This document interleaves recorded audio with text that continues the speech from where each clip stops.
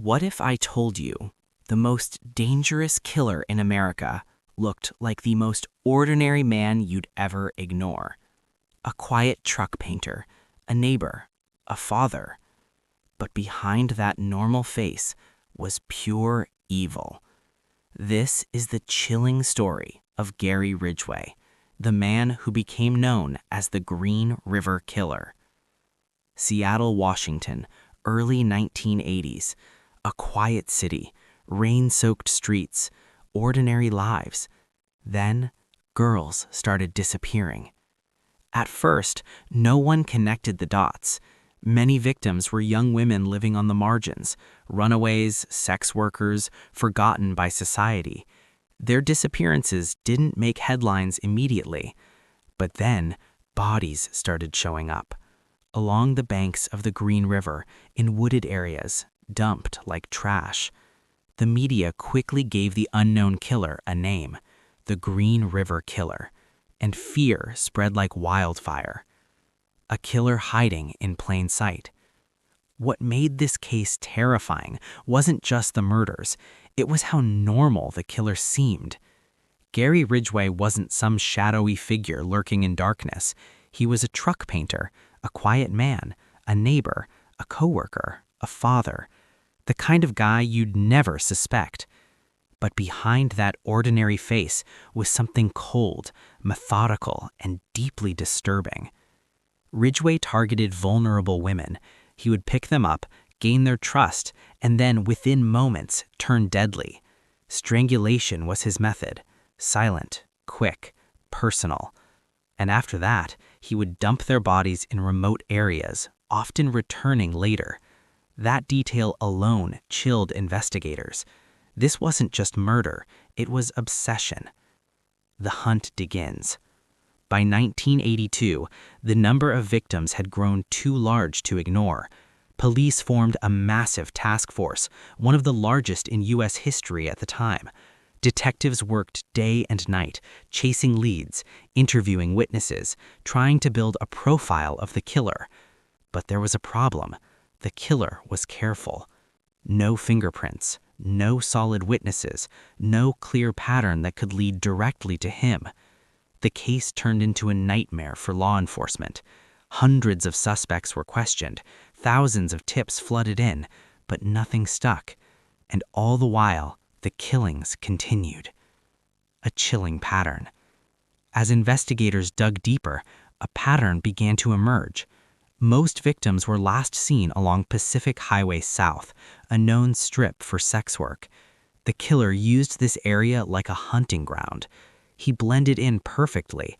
No one noticed him. No one remembered him clearly. That was his power. Ridgway later admitted something terrifying. He knew police wouldn't prioritize these victims the same way, and he used that to his advantage. The man who almost got away. Here's where the story takes a darker twist. Gary Ridgway was actually questioned by police early in the investigation. Yes, they had him, but they let him go. At the time, there wasn't enough evidence to hold him. He passed a polygraph test. Nothing concrete tied him to the murders.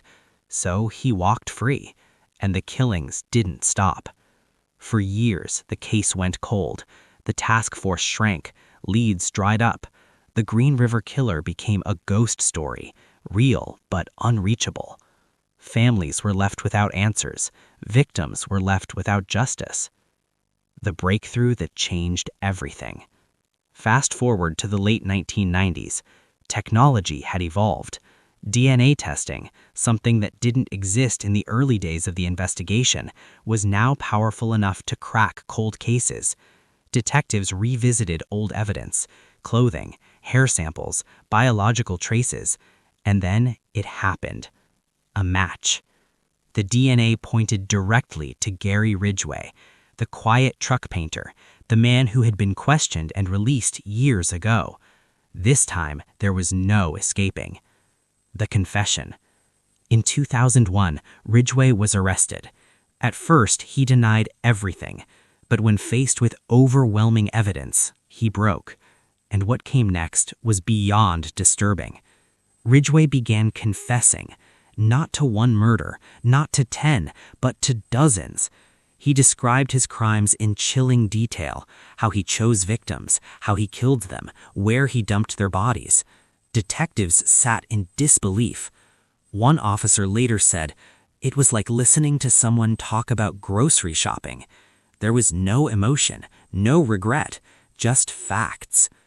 Ridgway eventually confessed to 48 murders, but hinted the real number could be higher, possibly over 70, making him one of the most prolific serial killers in American history. The dark psychology. What made Ridgway truly terrifying wasn't just the number of victims, it was how normal he seemed.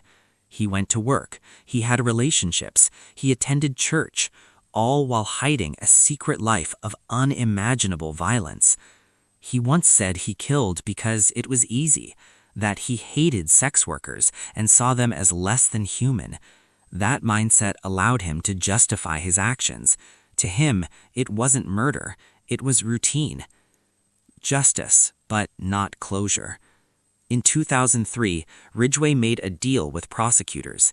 In exchange for avoiding the death penalty, he would lead investigators to as many victims as possible. He took them to remote forests, riverbanks, and hidden locations. Some remains were recovered, many were not. Families finally got answers, but not peace. Because how do you find closure when the horror is this deep? Ridgway was sentenced to multiple life terms, without the possibility of parole. He would spend the rest of his life behind bars, but the damage was already done. The legacy of fear. The Green River Killer case changed how America viewed serial crime. It exposed how vulnerable populations can be overlooked, how killers can hide in plain sight, and how justice can take decades. Even today, the case haunts true crime enthusiasts, not just because of the body count, but because of one simple, terrifying truth. He was just a normal guy. Back in that interrogation room, as detectives listened to Ridgway's calm voice, one question lingered in the air. How did no one see this coming? Ridgway leaned back, almost smirking. "They did," he said. "They just didn't know what they were looking at."